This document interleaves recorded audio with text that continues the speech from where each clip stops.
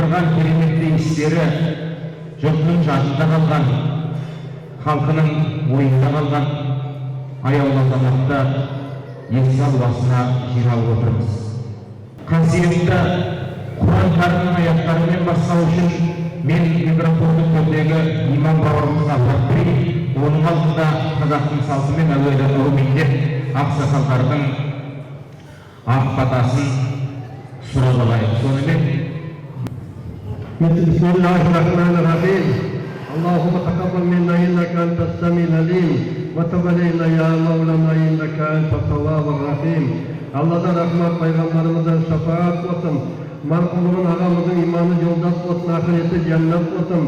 Ya Rabbana Kerim ödüm razı bulun pendelerin katarında bulgun nasip et. Jarlıkı alma kabul et, jarlıkavdan kamun et. Zet abroy barda ulet, kıdır kadar bak olup, netmeseniz Allah sonra kabul et. La havle ve la kuvvete illa billahi aleyhi. Bismillah. أعوذ بالله من الشيطان الرجيم.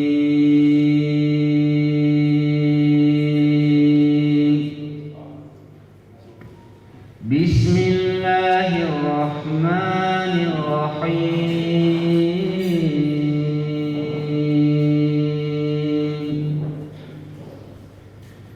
لا يستوي أصحاب النار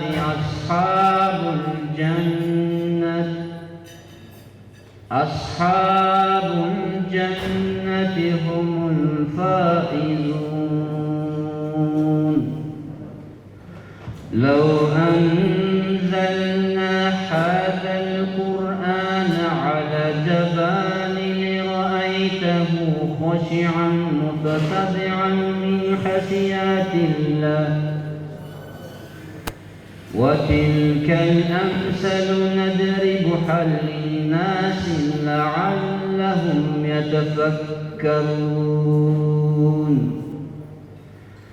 سبحان ربك رب العزة عما يصفون وسلام على المرسلين والحمد لله رب العالمين. آمين. Ya бүкіл әлемді жаратушы, жарылқаушы, егесі рахметі кең ол Аллах.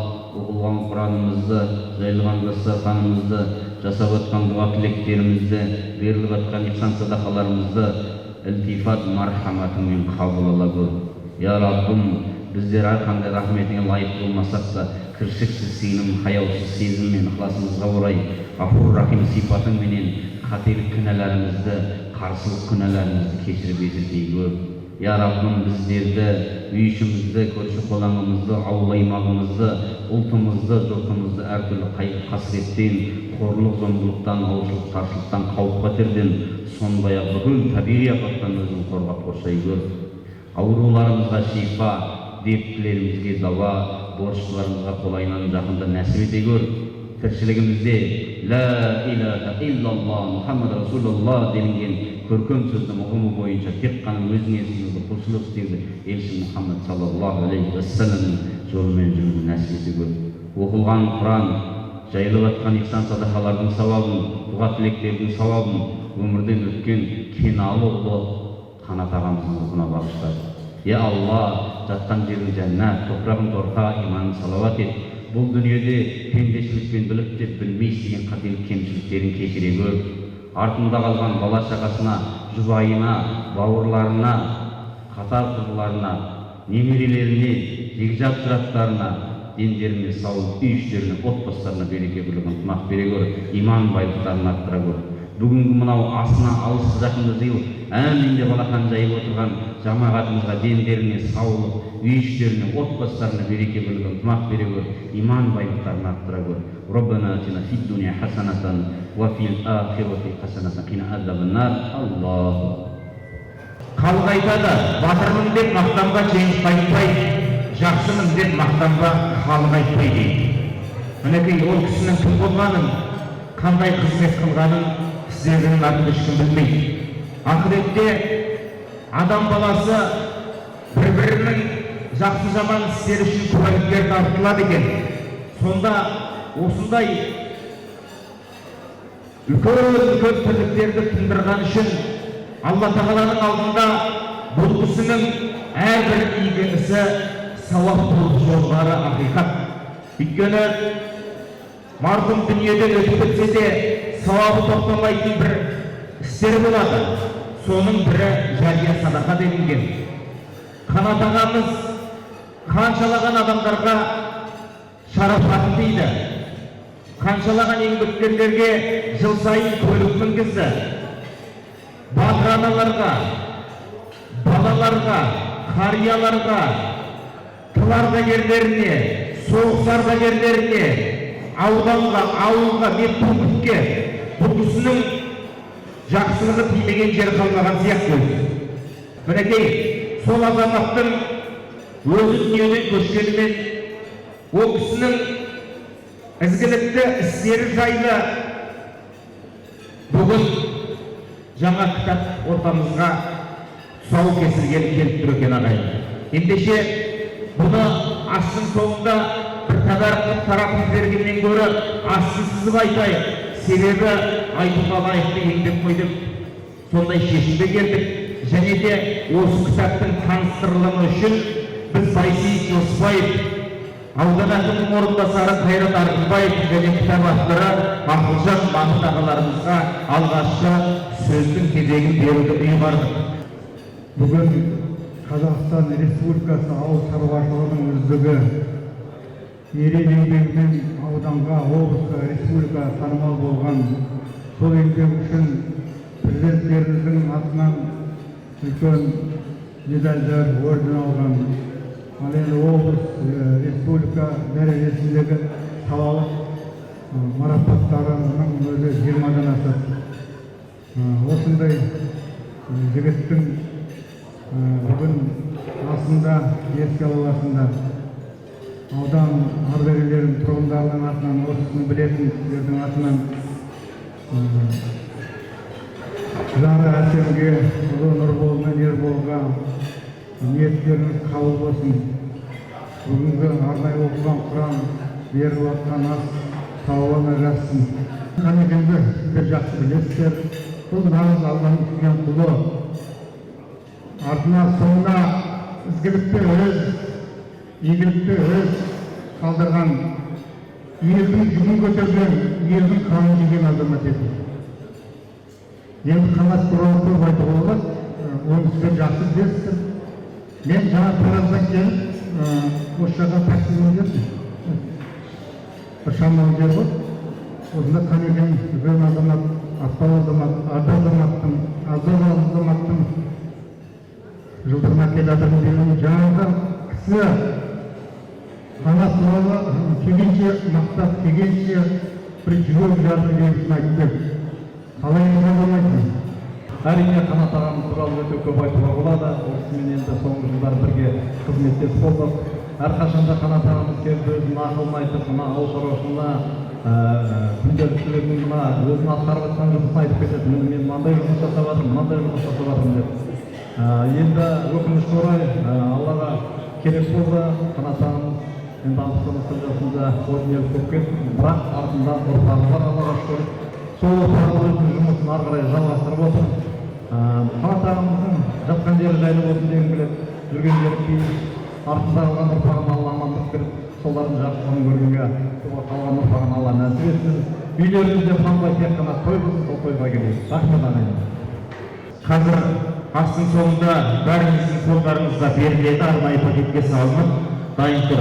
Болсын, елдің игілігіне жарасын. Мұнда ағамыз жайлы басқа сөздерінде уақытында жарық көрген мақалалар, ол кісінің өмірбаяны туралы әңгімелер және ағамызға деген жүрекжарды ақындардың өлең жырлары топтастырылған және отбасылық суреттерден құралған бір тамаша естелік дүние екен. Осы кітап үшін Ақылжан ағамызға ағайын жұрттың атынан үлкен алғыс айтамыз. Рахмет, жайғасыңыздар болады. Әрине, өте аяулы, жүрегімізді сыздататын ауданымыздың, облысымыздың бетқұсар азаматы, жомарт азаматы, қолынан, ісінен, тірлігінен халықтың ризалығын алып, халықты тарап кеткен халықты біріктіріп, үлкен сауабынан азамат біздің Қанат еді. Айналайын Қанат, әлгі жақсы жасасаң, жасың ұзақ болады деуші еді. Енді Құдайға шүкір мен ойлаймын, барлық өзінің сөйлеп жатқан кісілер айтып кетті. Қолындағы барын тек қана өзі пайдаланбай, халықтың еңбегіне жұмсады. Халыққа жағдай жасады. Баяғы колхоздың кезіндегі халықты ынталандыру, халықты жұмысқа тарту, жұмыспен қамтамасыз ету барлығы біздің Қанатымыздың қолынан келді. Бүкіл мектептерге, қарт адамдарға, аналарға, жоқ жітімге әйтеуір керек қол ұшын созған адамдардың барлығынан көмегін аяған емес. Жақсы адамдар өлмейді сенесің бе, кетсе дағы келмессің кеңесің бе. Олар біздің жүрекке көшіп алып өмір сүре береді елесінде дегеннің тікелей мысалы мінекей қаншалаған аяулы сөздер, қаншалаған шынайы лебіздер. Аға бір ауыз. Алла өзі берді, өзі алды. Тастағанда табыр жоқ, Құдайдың бауыр жоқ деп. Мәңгі жатқан жолы жайлы бақытты. Ал олдасын, нұрдол, елдол, үйбарсын, сендерге енді мынау қалған берекеті берсін. Қалған немерелері, көрмеген жастықтан өздері көріңдір. Әсір сен бәріне басшысың, жатқан жері жайлы, топырағы тоғызы, торқа болып, аты тойлы.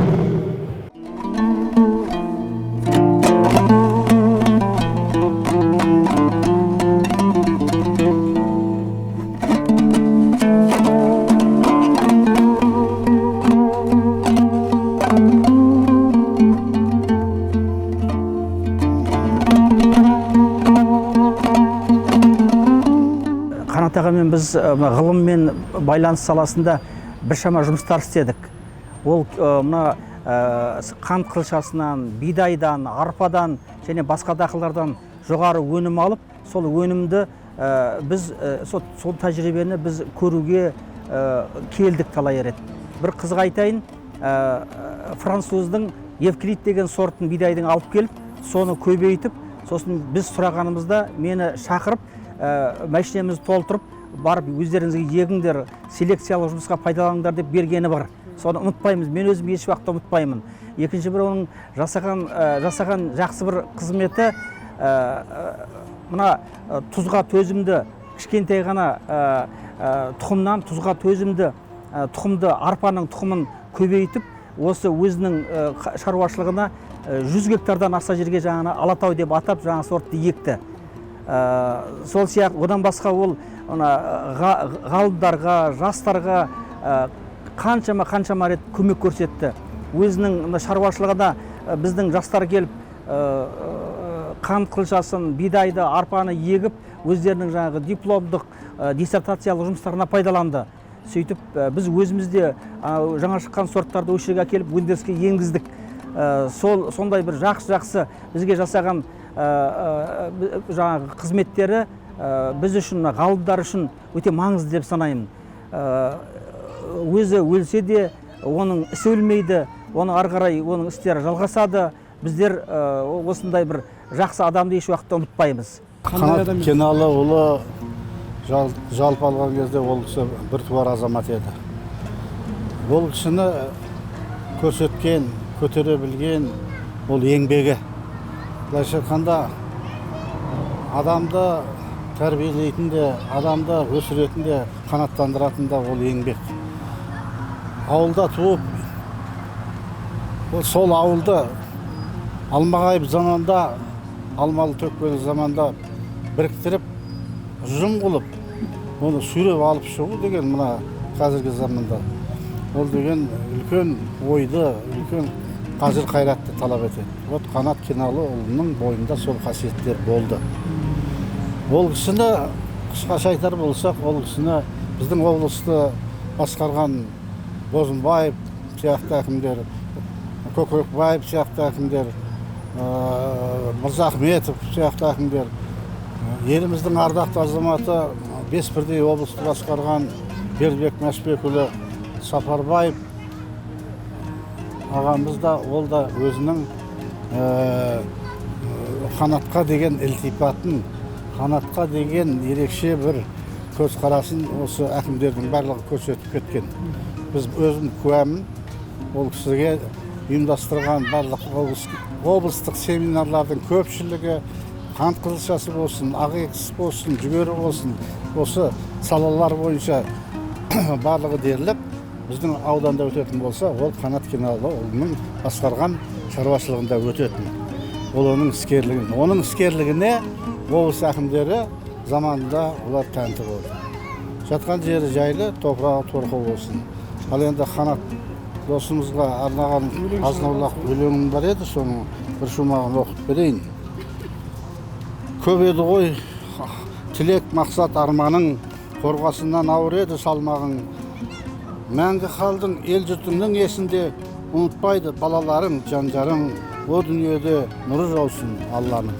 Қанат құдамыз туралы айтатын болсақ, бұл әңгіме Қанат құдамыз Асқар Тау, халыққа еңбек сіңген адам, өзіміздің келіп колхоз кәсіпорын атауын жоғары деңгейге жеткізген адам ғой.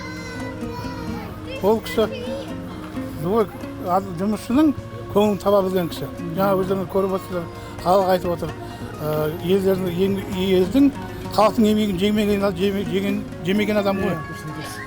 Әрі машина сыйлап, мысалы 13 зарплата дейді, 13-ші айлық бергенде бір машина берді. Бидайларын, шөптерін жаңа несінде де алып тұрды олар.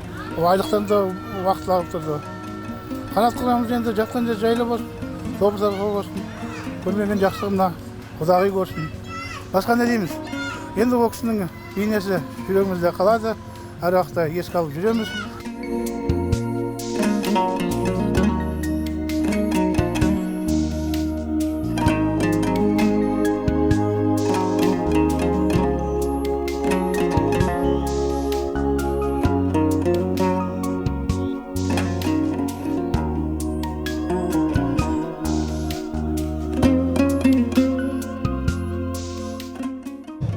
Тамада кісіге рахмет, бұл Алматыдан келіп отыр. Өз аты Қуаныш, таныс өте керемет сөзбен жеткізіп отыр. Біз жеткізе алмайтын нәрсені осы кісіден естіп отырсыздар. Барлықтарыңызға енді рахмет.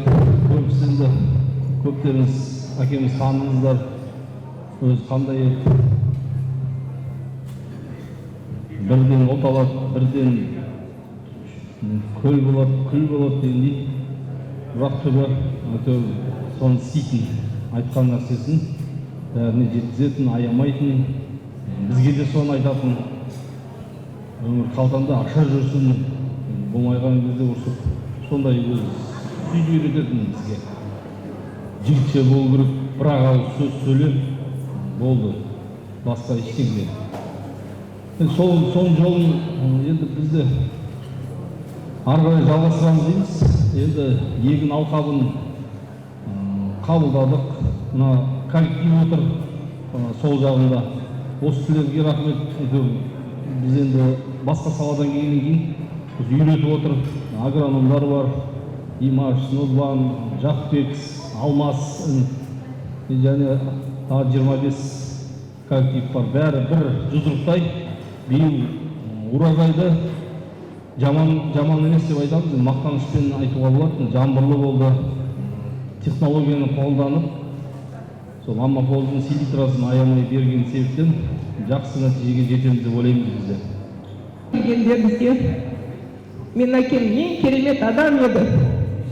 Бір қайғы күнім болмаған еді. Бір қиын кезде мен өзім ешқашан өлімді көрмеген отырғаннан бәрін болдыңыздар. Анама, ағаларыма көмектестіңіздер.